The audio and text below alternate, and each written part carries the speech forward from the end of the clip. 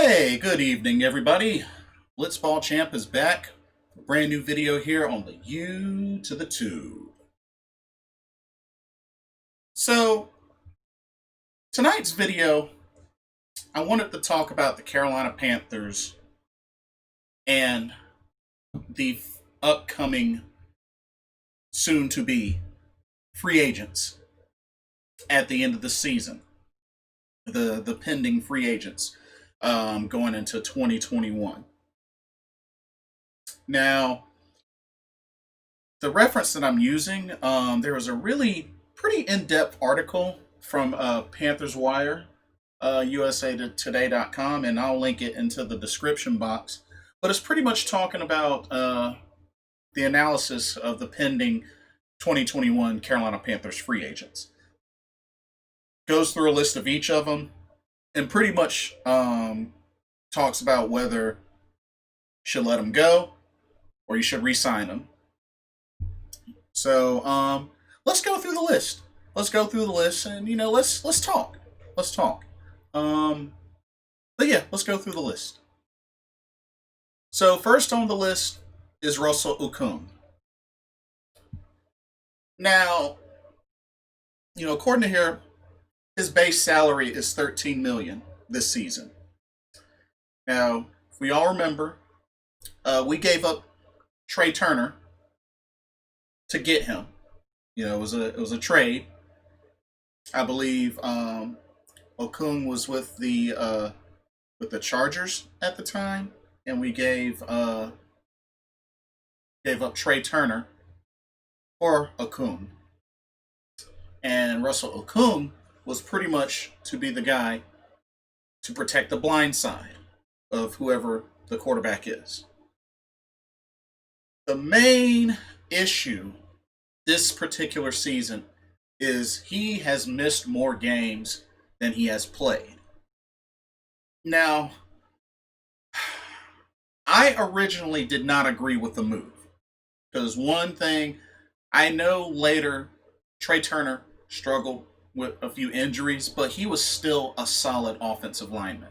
He was a solid guard. And I did not agree with it.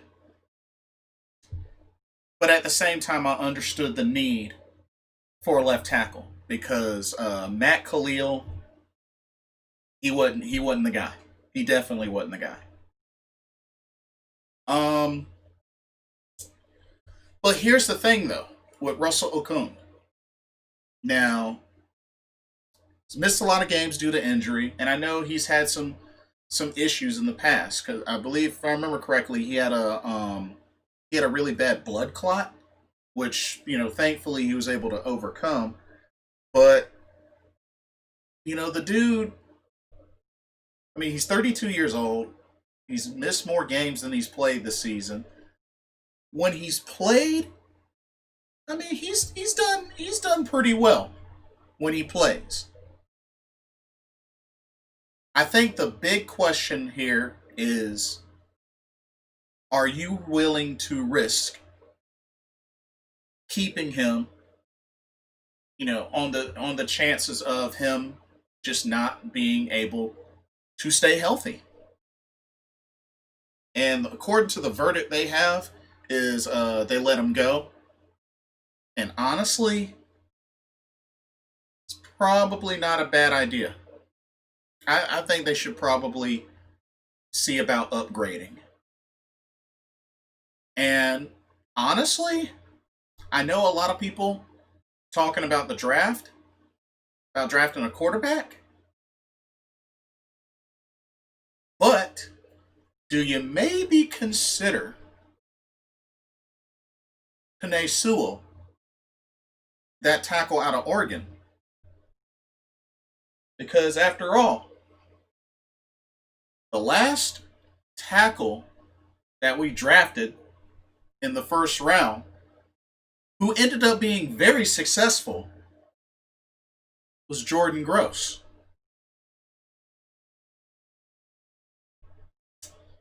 Is it time that we consider making that same move with Penei Sewell from Oregon?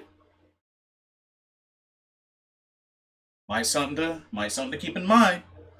But but nah, do I think we should keep him?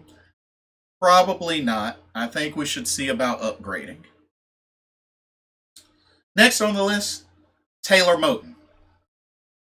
Honestly, I think we definitely need to keep Taylor Moton. I believe that he has done well. Kind of struggled at first, but he's blossomed into a effective offensive lineman, a great tackle. There have been times where he's had to, you know, fill in that guard position due to injuries. And honestly, I think he's very consistent. I think he is someone that we should really consider investing in keeping. So me personally, I'm all for re-signing or extending Taylor Moton. I think a key thing we have to focus on is keeping the offensive line strong, and I feel like Taylor Moton would be a key piece in doing that. So should we resign him? I think so. I really do. I really do. Because you can put any quarterback onto this roster, but if you don't have a solid offensive line that can pass block, run block, open up holes for your players, then there's no point. You can get the Trevor Lawrences, the Justin Fieldses, the most elite quarterback available.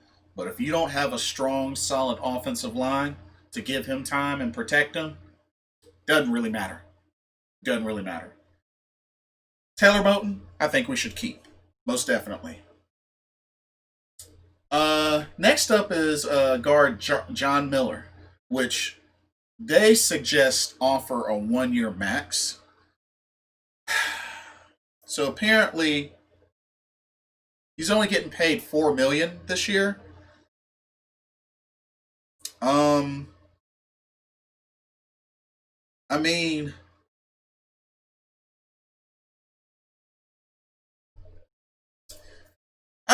he's cheap, and maybe somebody that can develop into a long term starter, but I don't know. I don't know.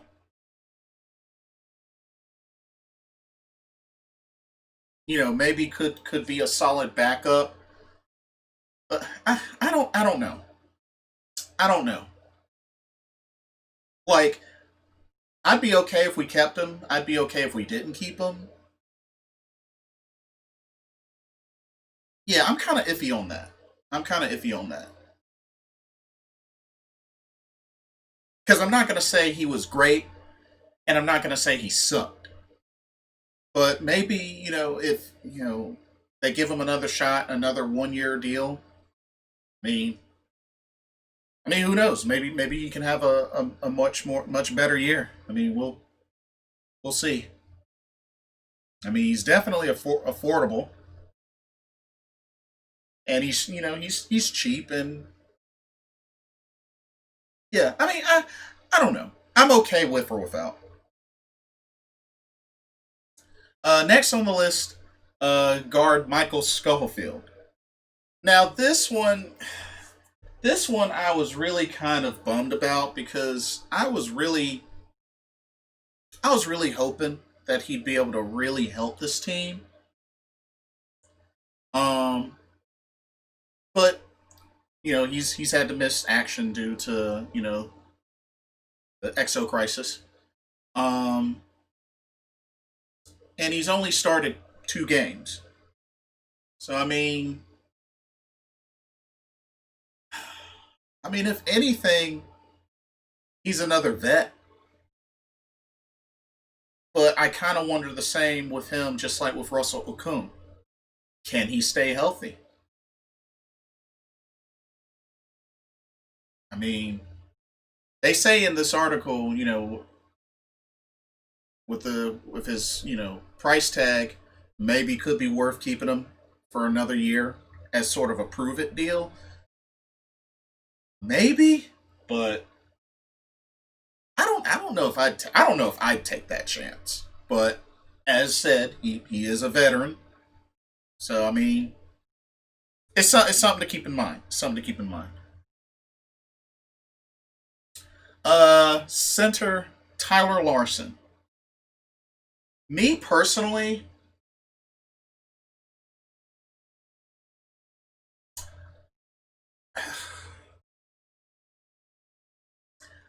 I would be okay with keeping Tyler Larson, mainly because he knows that he can play that starting center role if need be, which he has experience doing that. Back when Ryan Khalil had to miss games, Tyler Larson has been a pretty good backup center. I think you keep him. I think if you can afford to, you keep him. I do. Now I think a lot is going to come down to what they decide to do with Matt Paradis, but I would definitely be okay with keeping Tyler Larson. I think he can be dependable. I think if you call his number, he can deliver and be a solid center. So they say re-sign him if you can. I agree. I definitely agree. I have no problem with Tyler Larson. Next up, Chris Reed, guard Chris Reed. I mean, in this article they were talking about how the Panthers wanted to re-sign Greg Van Roten, but the Jets offered more. Um, they say Reed has been a liability in pass protection, so they say let him walk. I definitely would have if it was up to me, I would have loved to have keep Greg Van Roten versus Chris Reed. So they say let him walk. Yeah, I think so.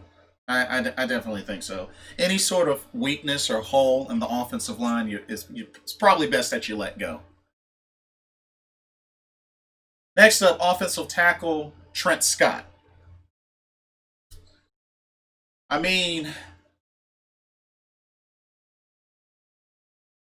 he's had to come in and really fill in some holes, especially with Dennis Daly dealing with injuries, Greg Little dealing with injuries, and even with Russell Okung.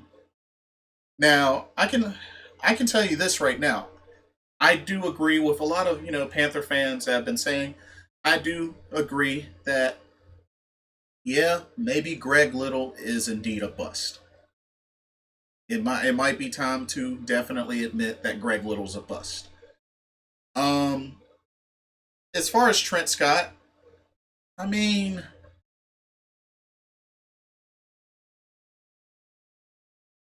they say re-sign him and it's somebody to consider if we don't have Russell Okung, and that's a fair argument. And when he has played, he has been pretty well. Um, and he's cheap, so maybe you re-sign him and see what you can get. See if you can get a productive year from him. Just with more opportunities. Something to think about. Okay, next, Curtis Samuel. Honestly, if you ask me, I personally would love to keep Curtis Samuel. I have liked Curtis Samuel ever since the I think it was I think it was either somebody remind me, it was a Monday night or a Thursday night game where they played where the Panthers played the Dolphins, and Curtis Samuel was lighting it up until he got hurt, and then he missed the rest of the season.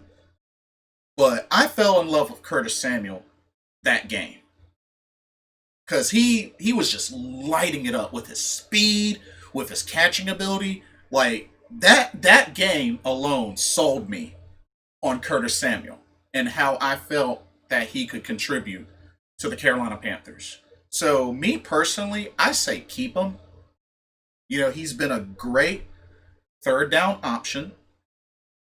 He's got the speed to turn it upfield. He's got the ability to, on jet sweeps and even, running out of the backfield as a running back. So with his versatility alone, I think you gotta keep him. Now, the only thing is how much money does he want? How much is he willing to accept? That's another thing that's going to make this really, really difficult. So, I just, me personally, I think you take a chance and you keep him. I really do. Because on paper, if we can keep all three of our receivers, DJ Moore, Robbie Anderson, Curtis Samuel, we retool this offense and the play calling, work on that, we could have a deadly aerial assault. I mean, we're already going into the end of the season with 1,000 yards receiving with both DJ Moore and Robbie Anderson. I mean, just think, come next season, who's to say Curtis Samuel can't do that and, have the touchdowns to prove it?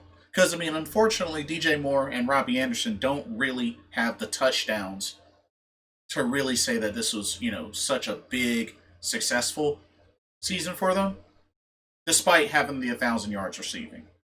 But I really feel that ultimately, if you can keep this 1, 2, 3 wide receiving core, keep them, keep them, keep them, keep them, keep them. Because if we can get a quarterback that can get them the ball, that can really feed them, we could have a deadly aerial assault in the passing game. I'm confident in these three: DJ Moore, Curtis Samuel, Robbie Anderson. We got Robbie Anderson from the Jets, and he's straight balling. We need to keep these three. That's not to say that Curtis Samuel isn't replaceable as like a slot receiver, because I'm pretty sure there's plenty of candidates.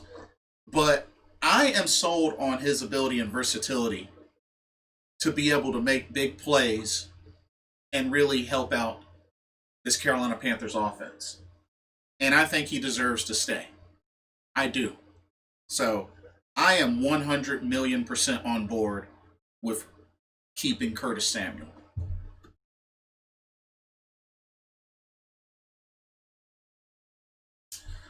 Next up, wide receiver, kick returner, special team specialist, Pharaoh Cooper. Um, I mean,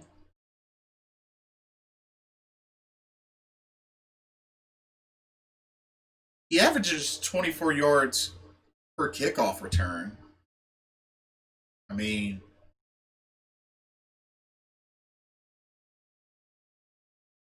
this is another one of those I'm okay with or without him.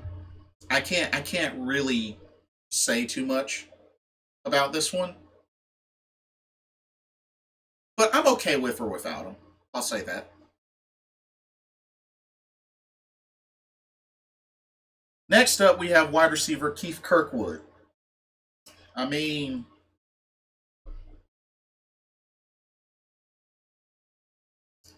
he's been injured. He had a shoulder injury, and he hasn't really.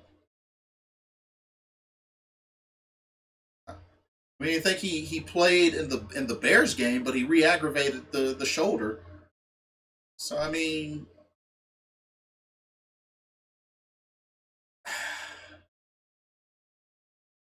they say he would be cheap, but he's another one of those. Can he stay healthy? Can he get healthy again to be able to contribute? They say re-sign him. I don't know about that. I don't know. I don't know.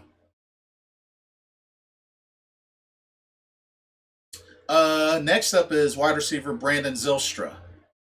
Um, I mean, Zilstra is more of a special teams kind of guy. I mean, I'm okay with keeping him. I'm okay with keeping him. You know, I'm okay. Maybe if you can get him cheap, sure. If you can get him cheap, sure. Uh, Next up, running back Mike Davis. Um, Me personally, I think you definitely have to consider strongly keeping Mike Davis, especially considering how he's done in the absence of Christian McCaffrey. I think Mike Davis is somebody you have to seriously consider keeping. Um, as far as this season in particular, I mean, Rodney Smith is okay. I really like Reggie Bonifant. I'm a big fan of Reggie Bonifant, so I really hope he's considered. Um, because when healthy, Reggie Bonifant is good. I don't care what anybody says. When he's healthy, he's good. But Mike Davis, I think you have to really seriously consider re-signing him. Um, I mean, he's having a career best season, and he's doing it with us. He's shown that he can run, and he's got good hands in the passing game. So honestly, I really think you have to campaign to keep him, just in case. And at least you got somebody that can be a starter. I hope Christian McCaffrey can come back and be super healthy again and do what he's done best. But Mike Davis, I think you got to re-sign him. I think you do. I think you have to really consider re-signing him and keeping him.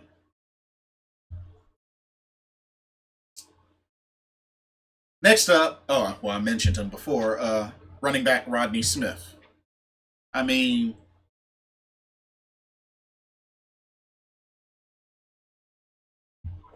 like I said, if it came down between him and Reggie Bonifant, I'd keep Reggie Bonifant before Rodney Smith. But I mean, if I had to pick him or Trenton Cannon, I honestly don't know. I, I don't know. They say let him walk. Maybe. If there's something that they see more in Trenton Cannon, then yeah, maybe you let Rodney Smith walk. But I think you don't keep both Cannon and Rodney Smith. I think you gotta keep one or the other.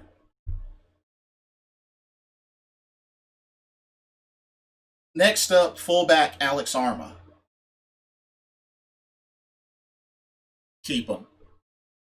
Keep him. Keep him. I don't think there's really anything else to say about Alex Arma. You keep that dude. The dude knows the system. He's a good blocker. You keep him. You keep him. Enough said. You keep Alex Arma. Tight end Chris Manhertz. Whew. Um, this is something they have to really think about because it's obvious that Chris Manhertz is a blocking tight end. That's what he's known for. That's what he's shown for. Um,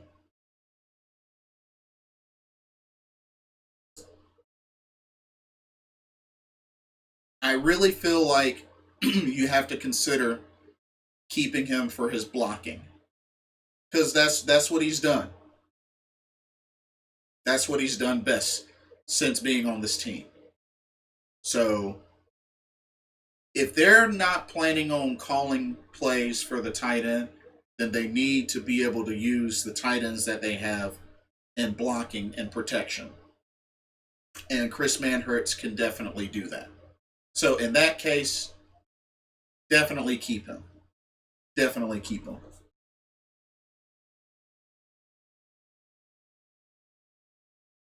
Next up is tight end Colin Thompson.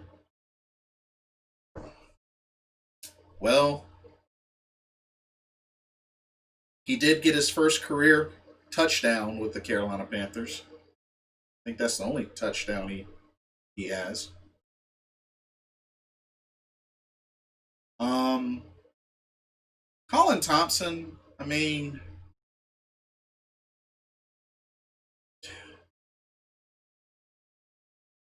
that's another thing though. Like, I don't think he's gonna be. I just, I mean, I, I feel like if there's an opportunity to do better, he's probably someone you make room for. You cut and you make room for that better piece. So you so probably best bet is to let him walk.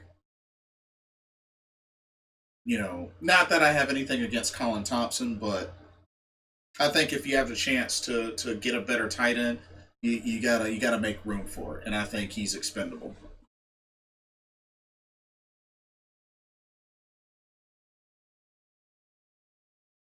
Next up, we have defensive lineman Effie Obata. Yes, re-sign him most definitely. Um, he adds depth into this defensive line, and I think he's definitely capable of improving as he continues to get opportunities. So I am all for keeping Effie Obata. That's an easy one for me.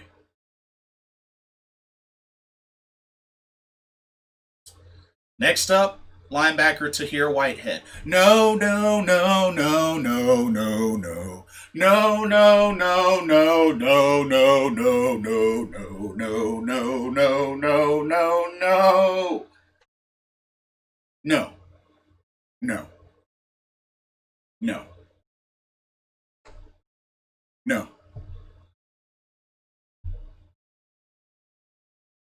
That's bad. That's bad. No, no.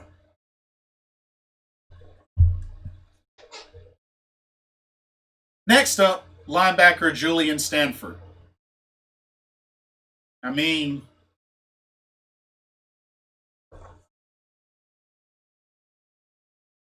he's been out there. Stanford has played it in every game this season, and he's been on the field for 61% of the snaps. Um,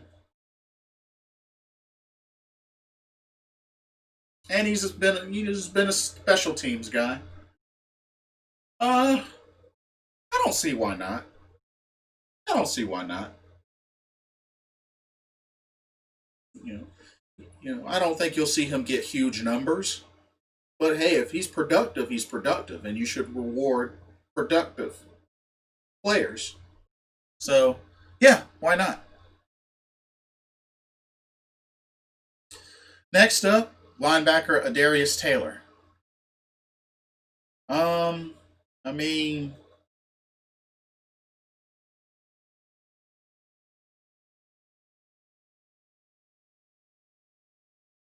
he was another one that was on injured reserve. So, I mean,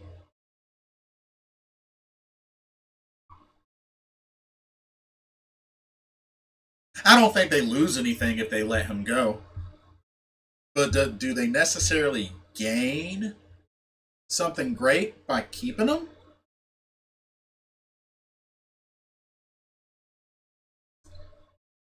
Yeah, that That one's up in the air. But I think if they let him go, I don't think it'll be a big deal. But if they keep him, I mean, will it necessarily, be anything other than just depth at the position? Probably not. Um, Next up, we have cornerback Rasul Douglas.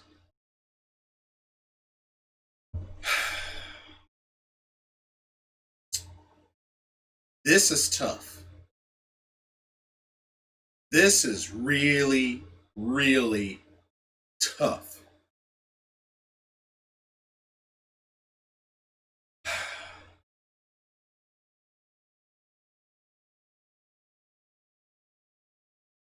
This is something Carolina is really going to have to seriously,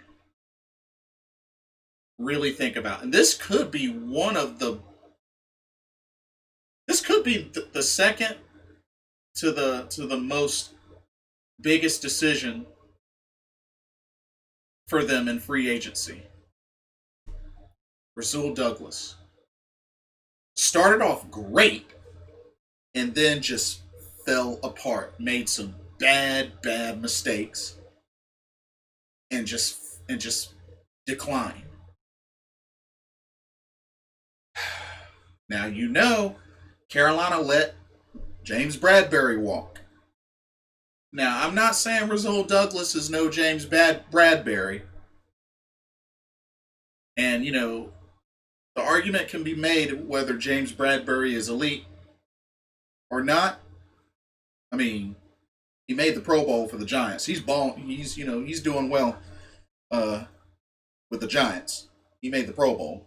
I mean, popularity contest or not, he made the Pro Bowl. Um,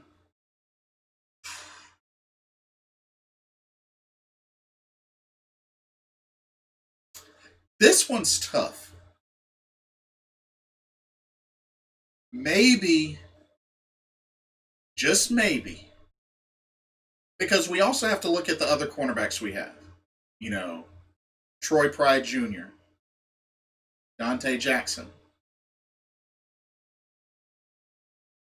Jeremy Chin, who's very versatile. Stanley Thomas Oliver. I mean, honestly, I think you probably have to consider maybe give him another shot and a prove it, maybe 1 year deal or something like that for Rasul Douglas. Just give him a prove it sort of deal. I think that's something they may. I think I would take a chance with that. Give him a prove it deal.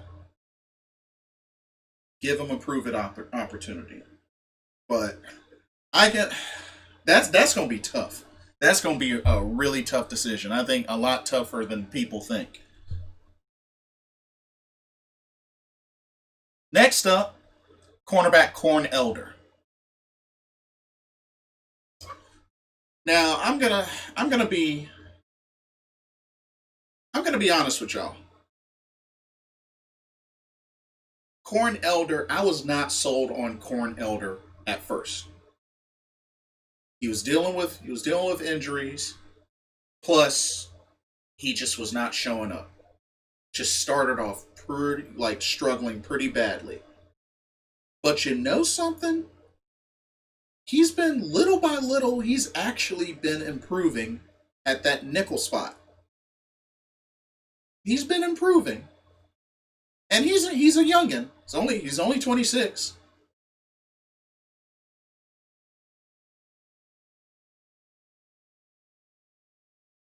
He's not one that's had, you know, much for like interceptions or, any sort of turnovers or sacks or anything like that. But he has improved and has done well in defending, at that nickel position, at that slot. So honestly, I think you got to reward him. I think you keep him. I do. I think he's proved as he's continuing to grow and improve. I think you got to reward him for that. I do.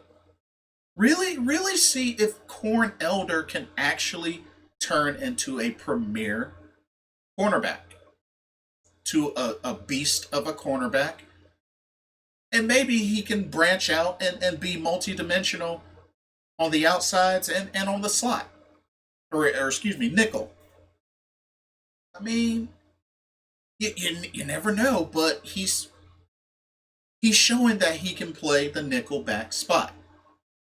And I think you have to reward him for it. I do.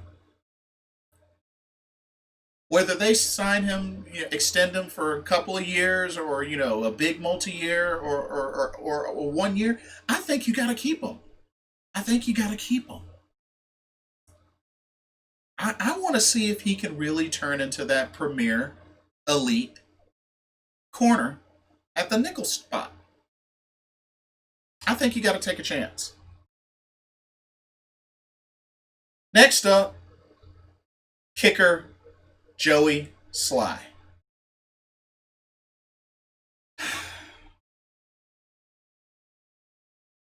Look,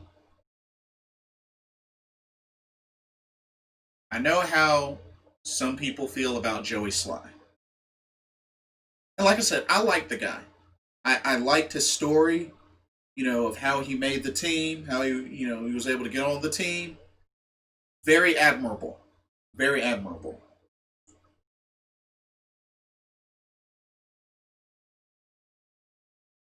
And I know some people feel like he's got to go.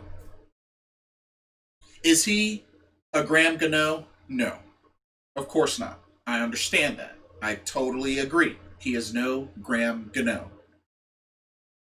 And I know Graham Gano was able to get picked up on another team and play, but we have to face facts. We had not been able to use Graham Gano much anymore after he got hurt and wasn't able to come back healthy. It is what it is. Injuries unfortunately happen, and they're most of the time they're out of our control. They're out of our control. So, aside from that, I understand that he's no Graham Gano, and he has missed some kicks, but he still at least made a solid 80% of his field goal attempts this year. Is that over 85? No. Is that in the 90s? No. Could it be? Of course. But I would not go as far as to say that he is a trash kicker. If anything, who I would consider was a weak kicker that we've had on the Carolina Panthers team, there's two that come to mind. One was Alindo Mare, and two was Shane Graham. I did not think those two really were good on the Carolina Panthers. I did not think they were good.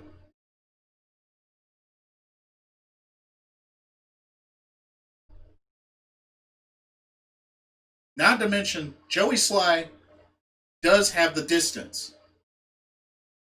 He's got a powerful leg. He has a super leg. I think he had like two 60 plus yard attempts. One went, wide, and the other one almost went through, just like a yard shy of clearing the crossbars. That's a big deal. A yard more, and Joey Sly sets the record for longest field goal made in the NFL history. I think there is room for him to improve if you give him the chance. I really do. I really do.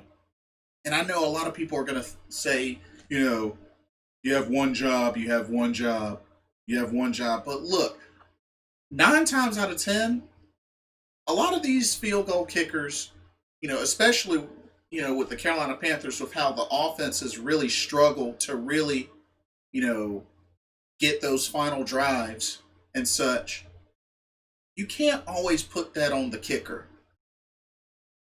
Yes, I understand that's on the kicker for missing it or making it, but you can't always put that on them when the offense could have easily not put them in position in the first place and do their part. That's all I'm saying. That's all I'm saying.